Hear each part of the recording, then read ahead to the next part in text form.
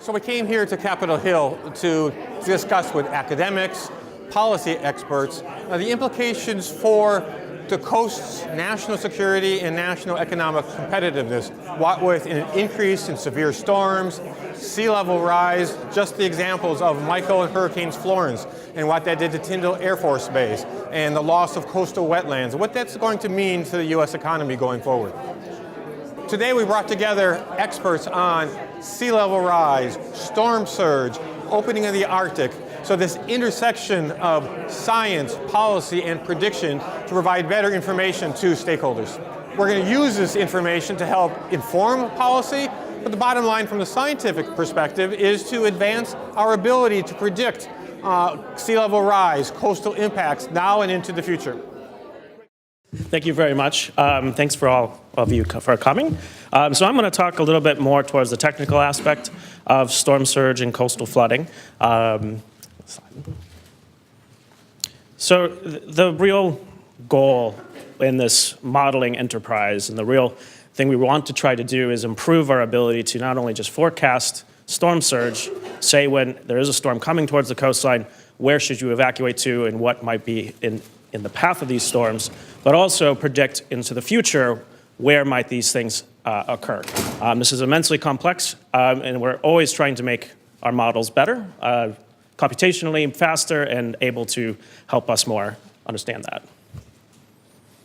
So what is storm surge? Well, storm surge is water being pushed up against the coastline by a storm, but it's also composed of other pieces of it. So the total flood is also has a tidal component to it. So high tide, low tide will also determine how bad the flooding is, as well as sea level rise. So sea level rise also goes into this. And the reason why we care about all these different components is that when sea level rise comes in, a previous storm surge might actually have been fine, not flooding your house, and another storm surge actually might do that depending on the tide again or the sea level.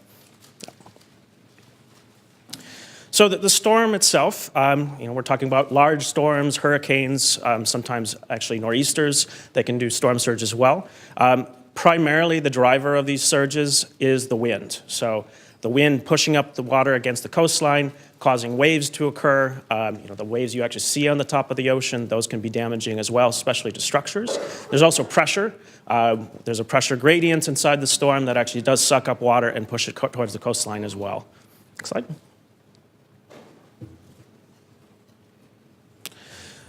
But the real thing we care about in the end are the impacts. Impacts to coastal buildings, buildings in general, infrastructure, roadways. We care about making sure these roadways survive so that people can evacuate quickly. And we care about things like protection mechanisms. So in the upper right-hand corner here is a photo from New Orleans after Hurricane Katrina. The levee system failed, and that caused catastrophic flooding, and people, although they probably were told to evacuate, also thought that they were going to be protected. So even if they had been protected, they didn't evacuate. So we really need to be worried about these types of things. We want to be able to predict when levee systems fail as well. So this is all into our models. The lower right-hand corner is from New York City, just after Sandy. This is a flooded subway station. So that is water pooled up at the escalator. This was catastrophic. We're still recovering in New York City from Sandy due to this, the seawater getting into the subway system. Salt water is not friendly to electronics, nor metals, or anything like that. Next slide. So the way we do this, we have these computational models, and they kind of lie in a spectrum. One part of the forecasting equation is that we need to make forecasts fast. We only have a certain amount of times before we have to release another forecast. There's a cycle at the National Hurricane Center that does this. And we need to do this so that we get an accurate enough forecast, but it comes in on time. So on one side of this is a picture of the model SLOSH that the National Hurricane Center uses today. It is very fast. But if it's fast but inaccurate, so if you wanted to know exactly what was going to happen at your house, it takes more computational time. So a lot of the research going back and forth between these two extremes is to try to get things to run fast enough that we can make a forecast, but also accurate enough so that we can say, your street is going to flood and you need to evacuate, and where. So that's really it. What we're really trying to do in this enterprise of understanding coastal flooding from storm surge is we want improved resolution, we want to be able to make better predictions, and we want to make them faster. This doesn't also only include forecasting, it also includes prediction. So future events, we want to take into account climate change impacts and things like that as well. So how do we do this? Well, we have this cycle. We call it O to R and R to O, so operations to research and research to operations. Kind of starts out with some ideas from the research side. Universities come in, they have some new ideas, or they have capabilities they want to add. For instance, you could think about what happened in Hurricane Harvey with all the rain that fell. We really don't, from a research standpoint, we have different models that aren't actually incorporated into our storm surge models yet. We weren't able to predict that as well. So we start there on the left, and we do the scientific process, we experiment, we demonstrate, and then we start to actually ask the question, is this going to work in operations? So operations here, National Hurricane Center, National Weather Service, entities like that. So we're going down, and is it fast enough? Is it going to be able to run without any problems? We need to really make sure these things are bulletproof. So then there's a decision. So the decision is, do we actually end this? Was it good? Does it work in operations? Or do we need to kick it back to the researchers? So that actual feedback is incredibly important. We need to know exactly why it didn't work, or maybe it's like, this is great, we need more, or we just need to make it faster. And so this constant loop is incredibly important to the entire enterprise of predicting coastal flooding.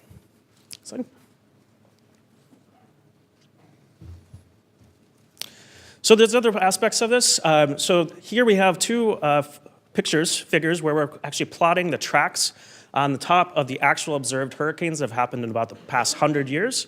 And on the bottom is actually a model. So this model takes in climate data and tries to spawn thousands of storms. And the reason why we like to do this is that we don't have a complete, accurate historical picture of storms that have happened. We want to increase that history. We also want to ask questions like, what's going to happen when climate change is how it's impacting us now and tomorrow? Right, so we need to actually have these models to be accurate enough to do that. Next slide. And finally, we also need to understand the infrastructure that we're actually building and where we're putting it. Asking questions like, what is the best way to protect ourselves? Can we protect ourselves? Do we build billion-dollar projects to provide sluice gates, or do we put up seawalls? Do we build dunes? Do we have to retreat from the coastline? Do we put our houses up on stilts? So these are also research questions that we need these types of models to actually answer them for us. So with that, I will turn it over to Sally. Thank you, Kyle. And it's so great to see everybody here, so many old friends and new friends. And let me say, I did log 12 years at NOAA, so it's really good to be with so many of you. So thank you for the introduction, Tony. And as we just heard from Kyle and Tony, physical impacts of climate change, from sea level rise to more intense storms, droughts, and heat waves are already happening. I mean, all we have to do is look at the news and what's happening in California today. As the IPCC report released in October highlights, if we do not limit warming to 1.5 degrees Celsius, impacts of climate change are going to be catastrophic, as if they're not already.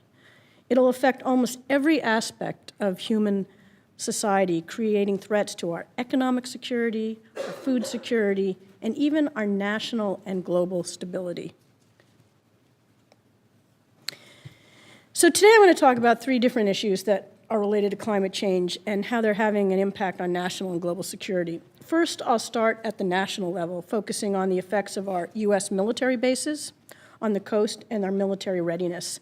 Second, I'm going to highlight some of the integrated concerns that climate is having related to migration and urban areas, urban coastal geographies, particularly in developing countries.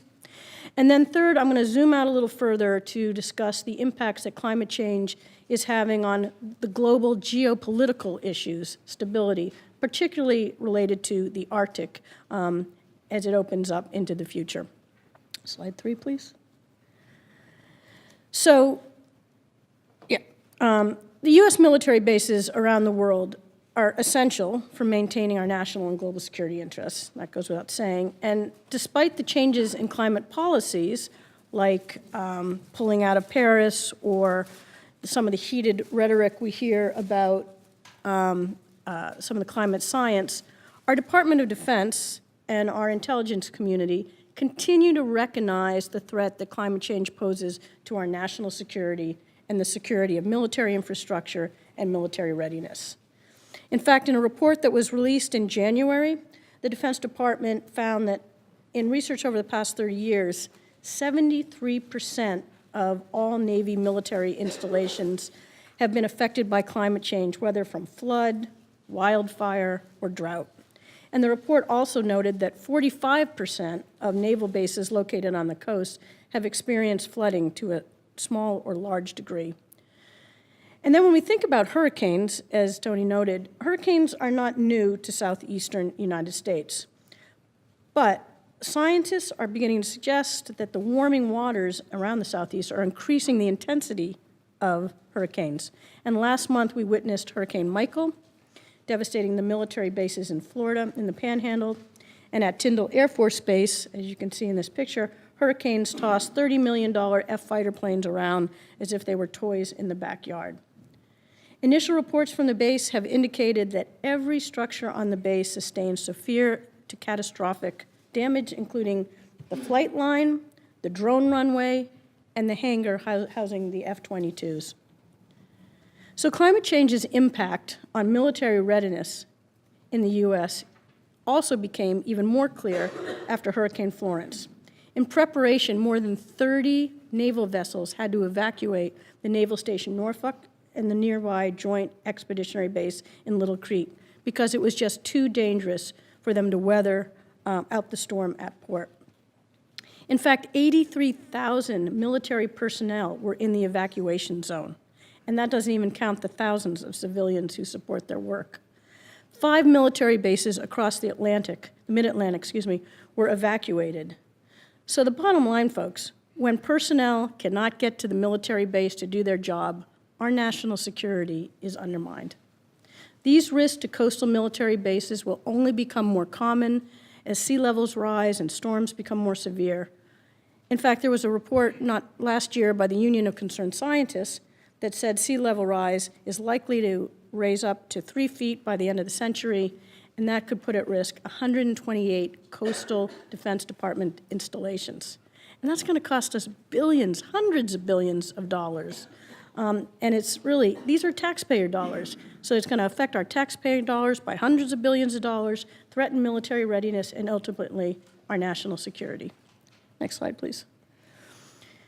So now I'm going to venture outside of the U.S. and talk about climate change impacts with security and the stability of communities, particularly in developing countries, where they often do not have the resources that we have to prepare for the impacts of climate change. So to begin with, let's start in the terrestrial area. Consider the terrestrial effects of climate change in developing nations. These are the nations least able to respond. Severe drought, water scarcity is causing many farmers and herders to move out of for economic reasons. And where do they tend to move? They tend to move to the cities. And where are most of the cities? They're on the coasts. Today, 55% of the world's population live in cities, and the UN is telling us that by 2015, that number is going to go up to 68% of the world's population. So these kind of big influxes in urban centers really are stressing the social and economic issues and the stability of these host cities. And then when you add the climate issues on top of that, it's really a problem with this intense flooding, storms, sea level rise. And then think about how coastal cities, so often their economies are tied to fisheries and the ocean. Let me give you an example. Fisheries provide this source of jobs and foods in cities like, or countries like Senegal, where fisheries employ 600,000 people and 75% of the protein that the population eats comes from their fisheries. The recent IPCC report outlined that this warming above 2 degrees could lead to irreversible loss in marine and ecosystems and a significant decrease in the global annual fish catch by more than 3 million tons of fish. So for communities who rely on coastal ecosystems and fish for their food, for their economic livelihoods, they're going to see a massive loss of this security.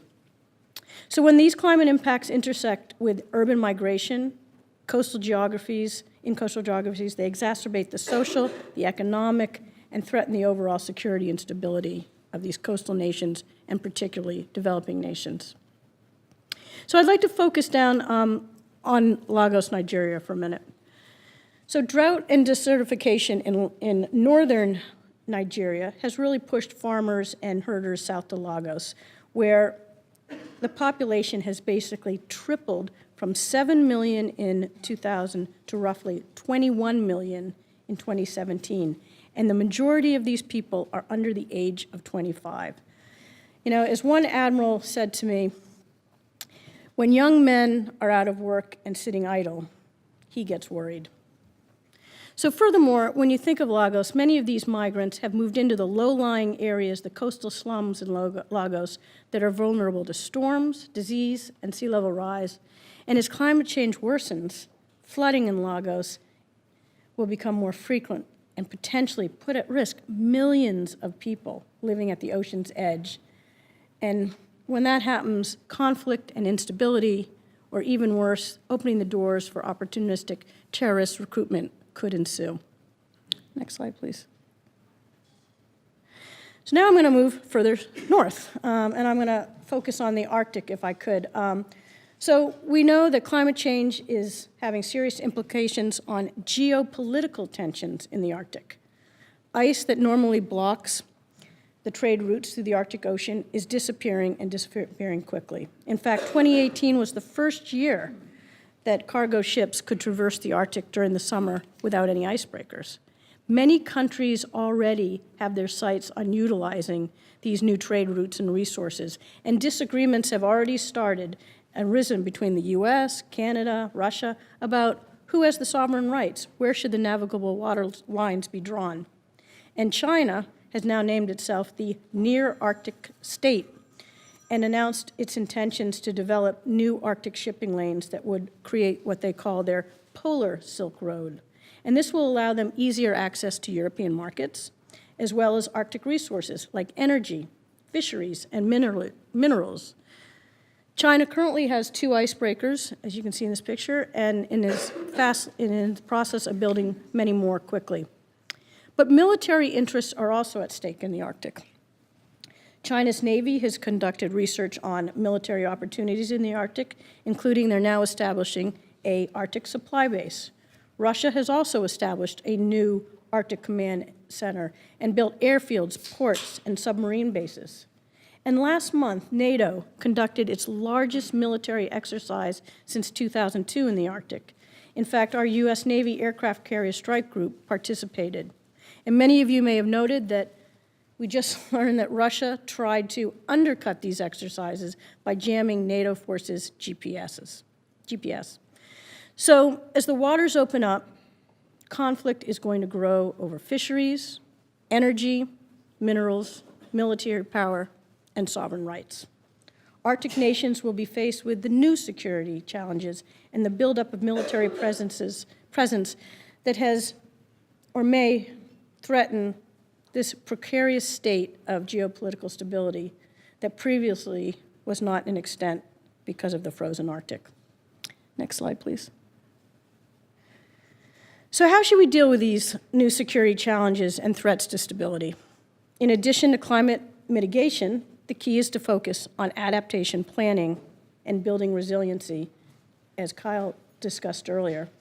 And we need to do it now. We shouldn't wait till after the fact. It's now before it's too late.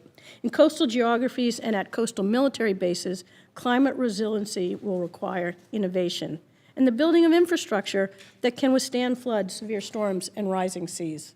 Solutions include drainage systems, burying electrical lines, raising electrical generators and other vital infrastructure above the flood levels, and reforming zoning codes to prevent building in areas that are at significant risk. Other actions include minimizing hardening infrastructure and hardening shorelines, and identifying priority areas for preserving and reconstructing coastal natural infrastructure, such as wetlands, marshes, and mangroves.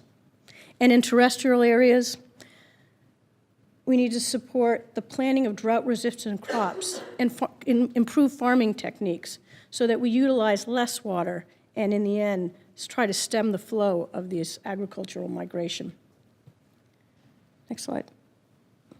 So, in closing, climate change is really the threat multiplier that will impact coastal communities around the world, affect military readiness, and stress geopolitical tensions.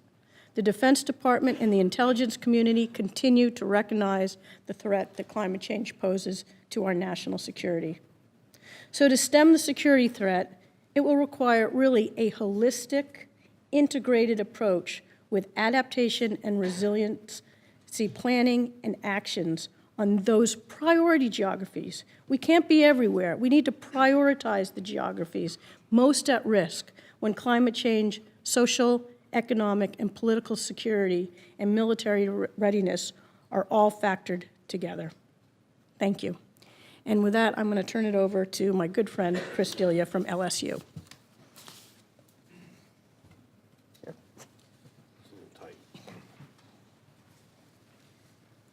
Well, what a privilege it is to be the cleanup hitter in this distinguished group. I am going to talk about what I call the coastal triple whammy. Next slide. What do I mean by this? Well, coasts are very, very vulnerable.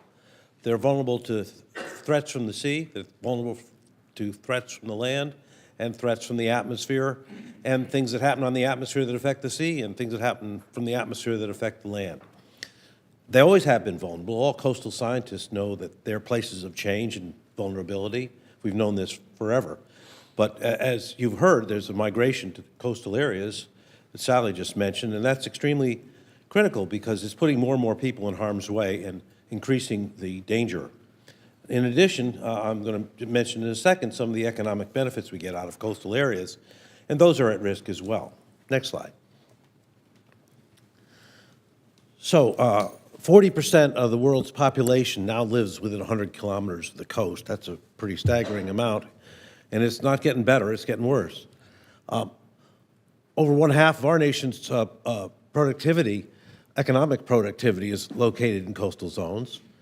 Sea level rise can threaten the long-term operation of our essential utilities, drinking water, sewerage, et cetera, and that is a really significant public threat. Rising sea levels can introduce or exacerbate the problem of saltwater contaminating either drinking water or water used for irrigation. That's a huge problem. And then a 3-foot sea level rise will result in the loss of wastewater treatment services for 8.4 million Americans alone. And I think that's probably a conservative estimate. So this is a big threat to public works, a big threat to local communities beyond just the potential loss of life in storms, et cetera. Next slide. Well, let me go back to that one. I just want to point out the 3 storms there in that panel. That is not a time lapse or not a composite. That is what we actually saw last year with 3 storms coming in rapid succession. And there's a lot of concern about the fact that with changing climate, we'll see more storms and stronger storms. So that's still open to research, but it's an important concern. Next slide. So let's talk about the U.S. economy, and you can look at this in a lot of ways. I'm sure one thing economists can do is quibble about numbers, but whatever the numbers actually are, they're staggeringly important for us.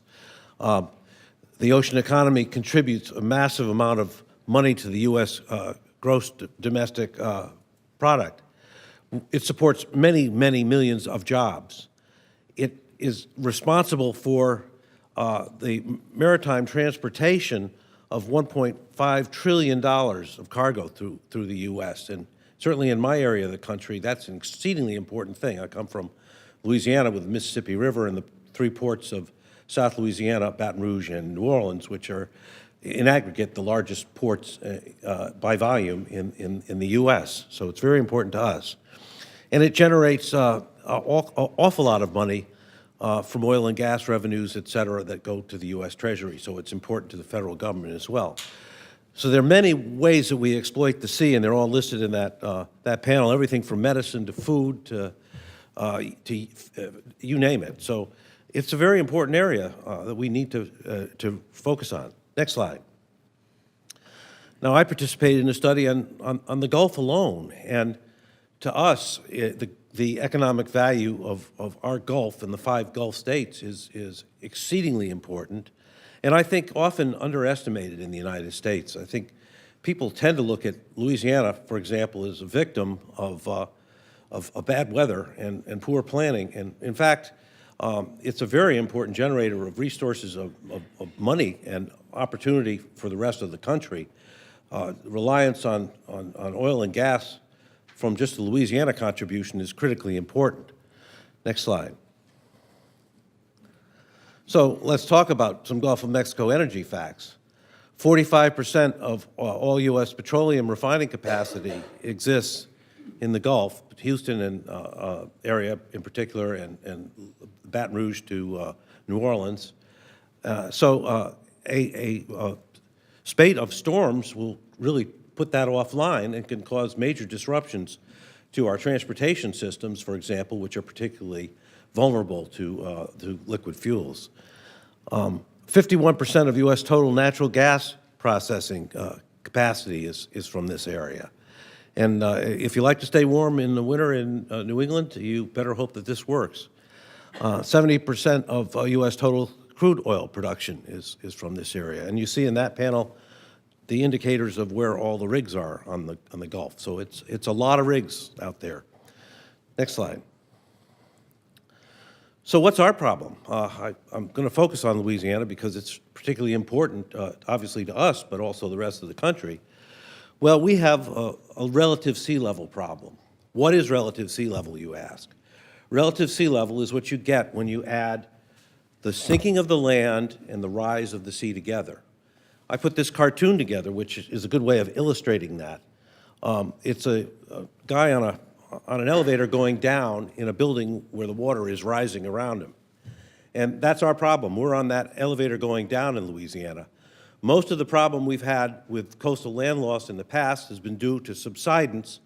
Most of the problem in the future will be due to rising sea level from eustatic sea level, or the rising of the sea itself. So that sort of frames our big issue. Next slide. So what's happened in the past?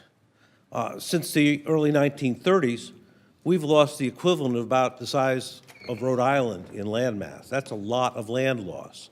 And the projections are that by 2050, we'll lose an equivalent amount of land. And that's obviously very important to us because a lot of our residents are in this area and will be impacted. But more to the point, the energy industry, all those refineries I was talking about, the transportation industry, the maritime transportation industry, the ports of South Louisiana, Baton Rouge, and New Orleans are at risk.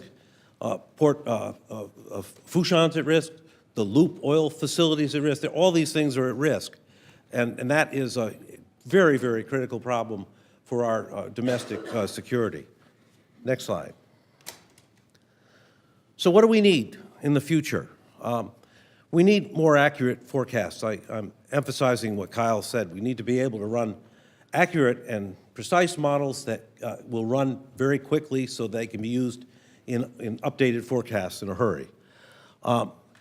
We need models and observations continuously collected to minimize risks such as in coastal land loss, due to weather, storm surge, whatever.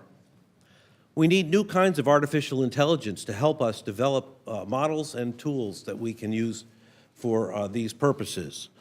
And that's an entirely new area, and I would emphasize one that the university community is very importantly involved in. It's not necessarily a major thrust of, say, NOAA, for example, which is more operational in its approaches.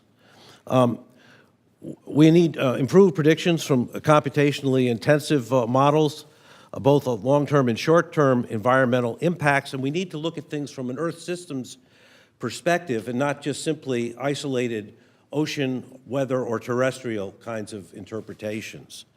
And that's going to be a real challenge. And we're going to need new tools for public engagement. We're going to have an expert available to you in your handheld so that if there is a storm approaching, you know whether it's best to leave, evacuate, what route to take, or shelter in place. You'll need to know how to site your building, where the best place to put it is, so on and so forth. And I think these tools will be wonderful for future generations. And then, speaking of future generations, we need a future generation workforce that is capable of thinking in a very interdisciplinary and integrative way. And again, this is where universities come to mind. And universities like mine and aggregate, like in UCAR, which is 117 universities, often working together and often in partnership with federally funded facilities like NCAR, et cetera, and NOAA cooperative institutes, are going to be extremely important in getting that next generation of workers. With that, I think that's it. Thank you. Thank you, Chris. We have got about 30 minutes for questions, and so all I ask is that there is a microphone in the back, or just shout out your name and affiliation, and our distinguished panelists will be more than happy to answer any and all of your questions. So who wants to start?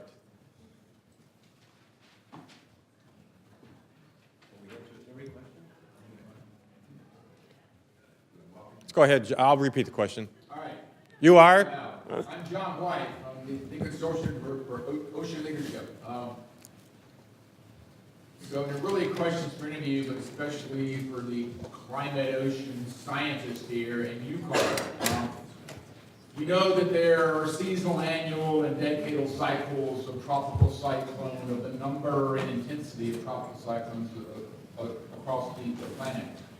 Based on the data and the overall analysis of the data, and then based on the climate predictions, like Kyle showed, have we seen a measurable increase sort of around all those cycles in the number of tropical cyclones across our globe so far that can be attributed to climate change, either number or intensity? And do the climate models, as Kyle sort of showed, are they showing generally an increase in either number or the intensity of tropical cyclones in the future?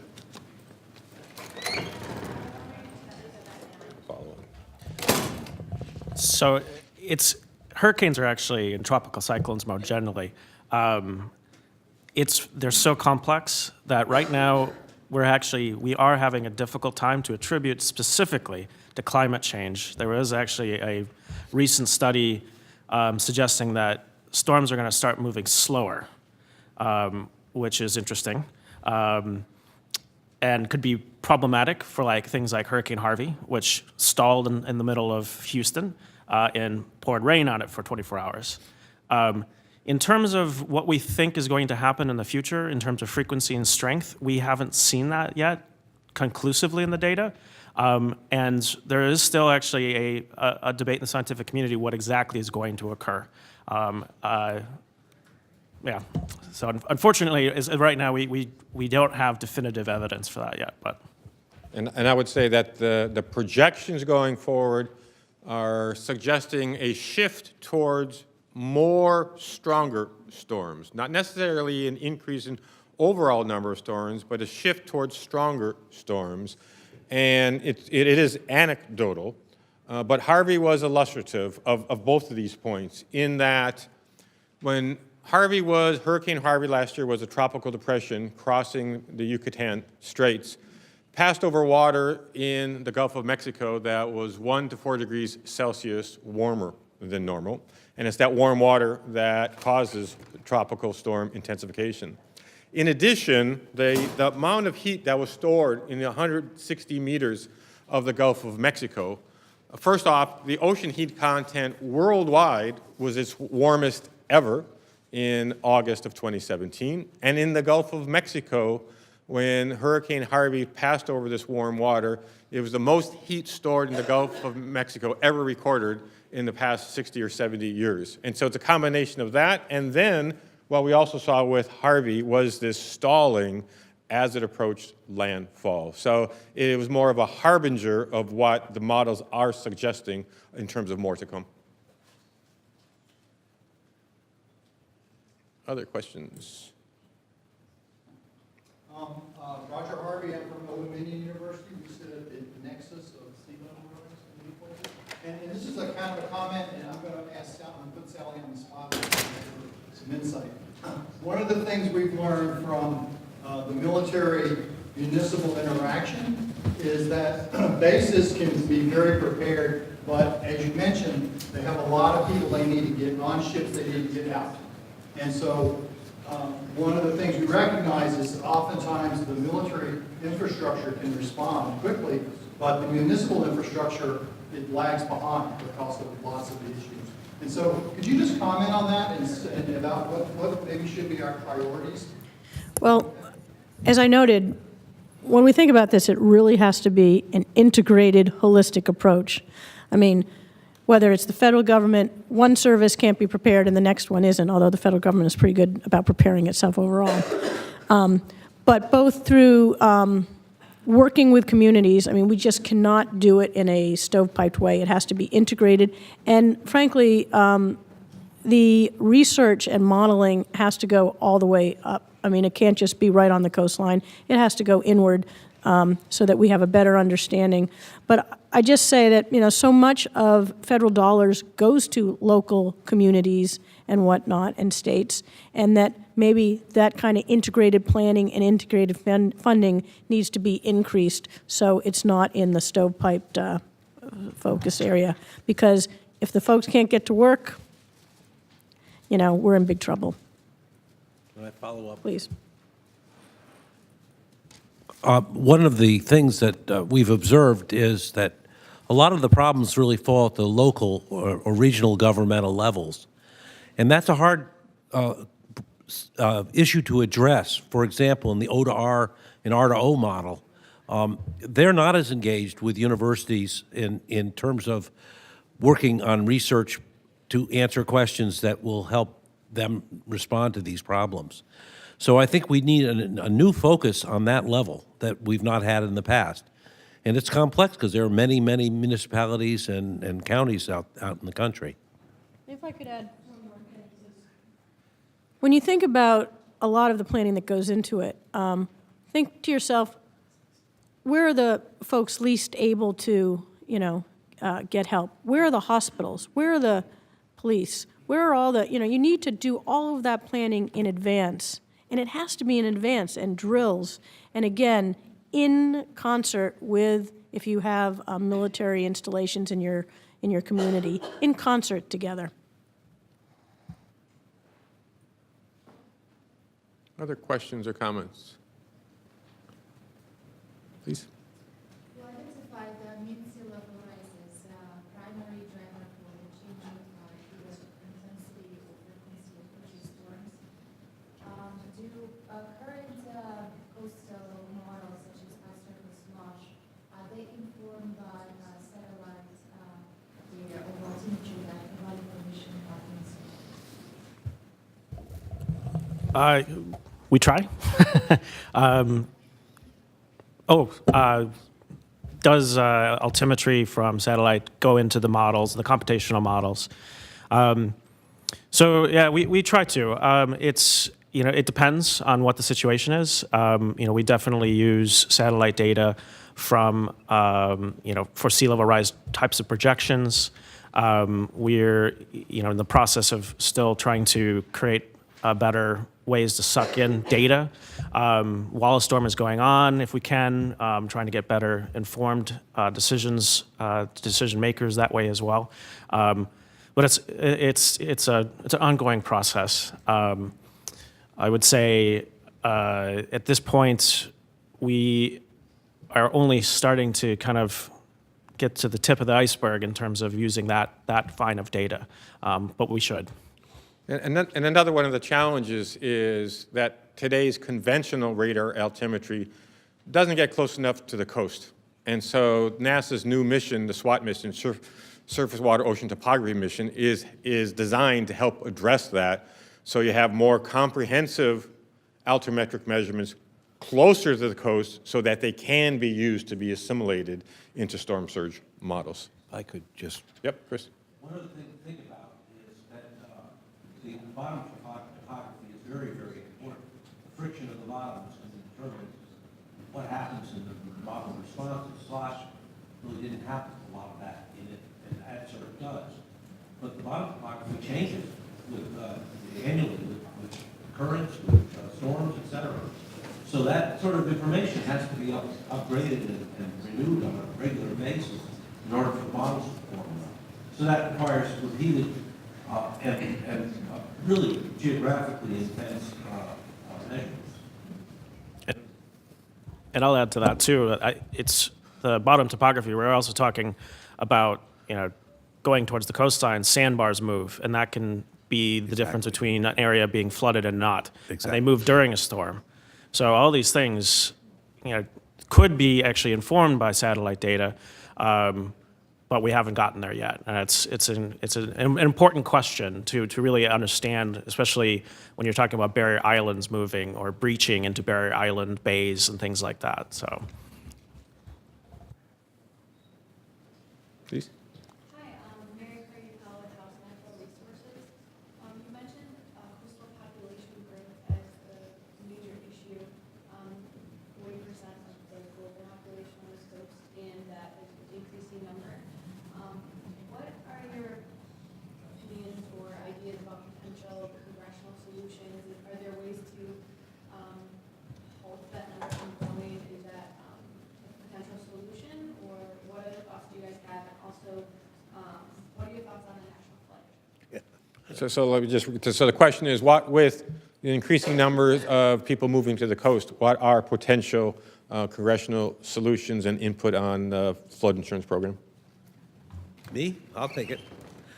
Well, that has been a hot topic for many, many years, and it's been very hard to make progress because very powerful people intercede, and for good reason. Their districts are very badly hurt when a storm comes along, and they are concerned that people in their districts are adequately compensated for their losses. But there is no question that it is getting to be very, very expensive. And we are not going to be able to do the kinds of flood insurance we've had in the past, nor are we going to be able to do the kinds of disaster relief aid that we have done in the past. It's just mounting way too much in terms of the bill. I happen to have had a conversation with my own Congressman, Garrett Graves, about this very topic, in which he was saying, we have got to address this issue. It's just becoming too expensive. Yeah, and if I could add, I mean, I fully agree with Chris. This has been a topic that's gone on and discussed for many, many years. But I think, we need to be smarter. It's not to say, no, people shouldn't reside on the coast. We just need to be smarter on where and how the infrastructure along the coast is developed. I mean, we shouldn't harden every inch of the shoreline. And people have to remember, barrier islands, they're barrier islands for a reason. They're supposed to be protecting the land inward, and loading them up with houses as they shift and storms hit them just doesn't make a lot of common sense. But that said, yes, we absolutely should be revisiting the flood insurance program, and we should absolutely be smarter about our planning. When infrastructure, and I'm not also saying that every inch of the coast needs to be softened, with coastal marshes and wetlands. There are places, and a lot of science and research has gone into it to know where are the best areas to have natural infrastructure, where are the best areas that it's okay to harden the shoreline. I mean, if you look at Hurricane Sandy, some of the places that built large barriers, natural barriers in front of the beach survived, whereas areas that just were open to the ocean were just wiped out. So, there's a lot of science, but there's a lot of common sense. And the economics should really lead, and I think the insurance and the reinsurance industry, private industry, is going to step up more in this area.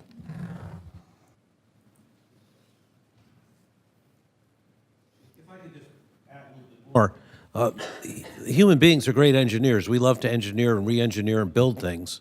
So the solution we have for almost everything is in the built environment. we need to get better at figuring out ways to use the natural environment to help us as we do this sort of thing.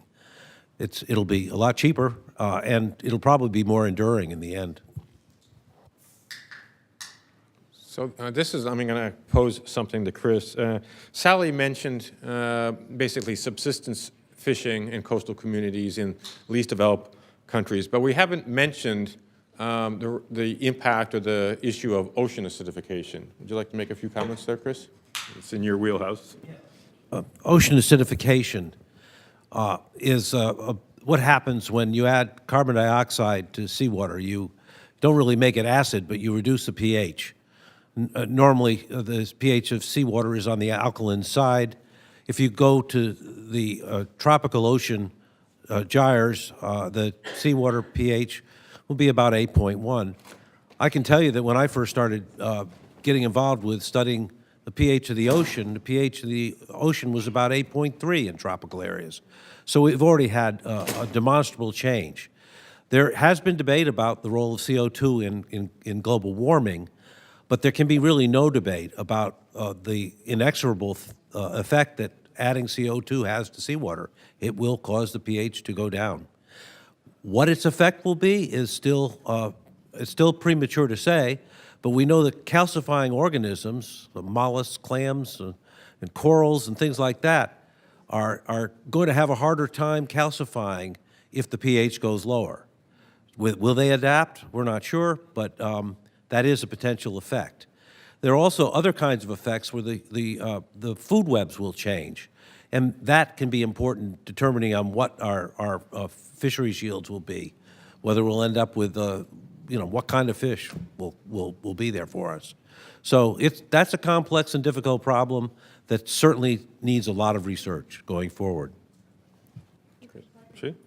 If I could just add, I mean, from an economic perspective, just think about the Northwest, the Pacific Northwest, where we have all sorts of amazing oysters and clams, shellfish. They are literally having to create technologies that when they detect the pH at a certain level, they shut off the seawater intake valves so that they can have farmed shellfish that's not being affected. Otherwise, massive amounts of shellfish are just destroyed and wiped out. And this is a huge economic problem. But that's where we have the technology in the Pacific Northwest, and it's not even proven perfect by any means as the answer. But think again about the developing countries that rely on, seafood as their food security, their food resource, and their economic resource, who don't have those kind of great technologies that we're able to develop here in the United States. All right. Well, John? All right, I'm still John White from COL. So the Panama City and Tyndall Air Force Base slide that you showed, Sally, is it's personal to me because I was born in Panama City. My dad worked as a civil servant at Tyndall Air Force Base for many years. I found it, and I've been working with military infrastructure and sea level rise for over a decade. It seems like it was just yesterday when it started. I found it interesting that in less than a week after the onslaught of Hurricane Michael, both the base commander of Tyndall and the local congressman said, we're going to build that base back just like it was. If you were making a recommendation to the Air Force, would you recommend building it back there? Or would you maybe recommend taking a look at an opportunity to possibly relocate as we look at building infrastructure on sinking sand, as several of you pointed out?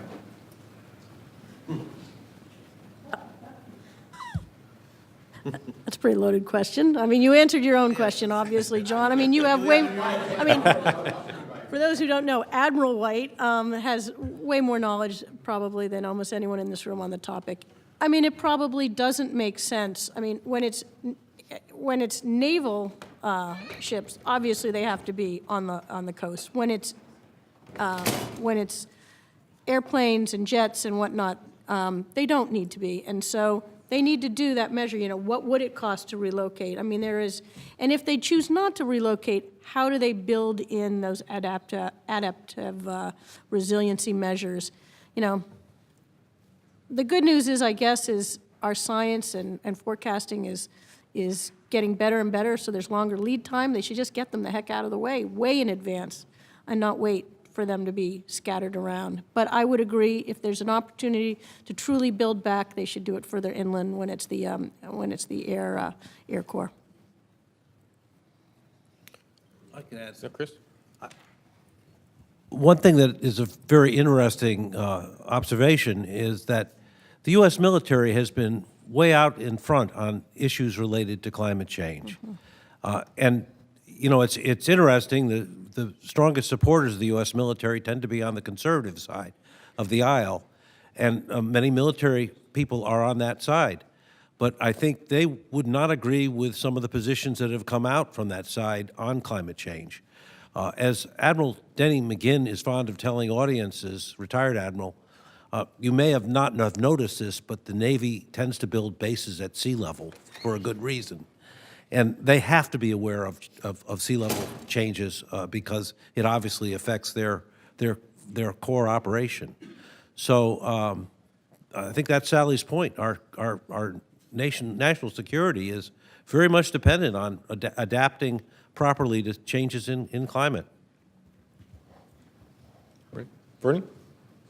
I had wanted to hear from the panel. I hadn't heard yet anything about algal blooms or red tides and what sorts of impacts those might have in the future, future projections of their impacts, their spread, and then their coupling actually to atmospheric humidity and health along the coastlines. Yep, absolutely. Okay. You know, that's an open question, what the climatic effects are on algal blooms. But global change rears its ugly head in many different ways. Not only do we alter our CO2 system by our combustion of fossil fuels, but by the so-called Haber process, which is nitrogen fixation, commercial nitrogen fixation, we have altered the nitrogen cycle on the planet, added more and more nitrogen, which goes into coastal areas. And that is one of the factors that helps to lead to more kinds of blooms of algae, dead zones, et cetera. So we can't say for sure what triggers nuisance algal blooms, but we do know there are more algal blooms when there's more nitrogen. Likewise, we have altered the hydrologic system on the planet in a remarkable way so that we're not putting as much sediment into rivers. And what sediment we do put into rivers is often channeled by the way we levee and dike the rivers right out to sea, so it doesn't do anything to help rebuild deltas, for example. Deltas around the world, where 7% of the world population lives and where many mega cities are built, like Shanghai, are in real jeopardy right now because of the alterations of the sediment cycle. So that's another factor that we have to put into our coastal triple whammy calculation. And I'd say, I mean, just this morning, Chris and I were having a discussion with Senator Cassidy, and this is illustrative that you can't, in the case of harmful algal blooms, you can't look at it just as an ocean or an ocean ecosystem problem. In order to make progress on this problem and develop a predictive capability, it has to be looking at the coupling and the forcing across the ocean, atmosphere, and land. And as scientific communities, we're still too stovepiped. Pick your favorite N agency, NASA, NOAA, NSF. We're still too stovepiped to make progress on these sorts of pressing problems that are facing society. And I guess one, yes, please. I'm Corbin Brooks from Howard University. It's been said that China now is claim to the Arctic, and they have a supply line going through it. However, they don't have any land boarding it, obviously. So I was wondering, how realistic, in your opinion, do you think China might get a piece of this sovereignty pie? Sally? Great question. Well, you know, there's an Arctic Council, and they have folks who sit on it as observer countries, and China has been first in line right there all along, you know, saying, and trying to become a member of the council itself. But, you know, they are using the sovereign waters as their, I mean, not their sovereign waters, but the waters in the Arctic, now that they're warming, it's a shortcut for them to get their goods to market, particularly in Europe. And so they're going full bore in doing that. They're calling it the Polar Belt and Road. And so as they've been going around the world trying to get their goods and whatnot around, they're now trying to use it in the Arctic. So they are there in a big way. They've just created a base up there on the sea for their support, and they're building more and more icebreakers. So they see it as their route. But what's interesting is, I mean, economic security is one thing, but, you know, as they're building more and more naval ships and military, people are keeping an eye to see how will that affect their military readiness over the Arctic. And then thirdly, you know, they are the largest fisheries nation in the world. Right now, there's a moratorium, international moratorium on fishing in the Arctic, but they've got their eye on it to see how they will be able to access fisheries when they're more accessible, minerals when they're more accessible, oil and gas when they're more accessible. And, you know, again, Admiral White is an expert on this and may have something to add. I don't know. Can you mention the EEZ that's up there? I mean, that's really the fundamental issue that it's going to come down to. Well, as I said, it's complicated, and right now there's a debate over, you know, is it yours, is it mine for the shipping lanes? And there, you know, there's the continental shelf. What's it called? It's not the extended continental shelf. There have been for years, you know, trying to determine those lines to really identify where the EEZs are in the Arctic. So many countries have been working on it, gosh, for decades, trying to do that mapping. And in my view, that should be sort of the area that gets determined, and not, you know, when the ice melts, you know. It should be where these continental shelf lines extend out to from countries' EEZs through their continental shelf. Basically, there's a big hole where nobody claims, and they're all staking claim on where to fish. I mean, And we're not party to UNCLOS. And that's another issue. All right, so let me just bring this to a conclusion. And what we've heard today from our panel is that, you know, scientists across the nation are advancing our knowledge of the Earth as a coupled system, as came out in the question period. And this research is geared toward providing communities and decision makers with more detailed and accurate predictions to better protect our coastlines. And these predictions, along with strategies to make our communities more resilient, are critical for protecting lives, property, strengthening the U.S. economy, and safeguarding our national security, as just came up here at the end. And so I would like to thank our speakers here this afternoon, and to all of you for attending. Please reach out to our speakers, to the UCAR staff, if we can answer any more of your questions. But my thanks to all of you. Thank you.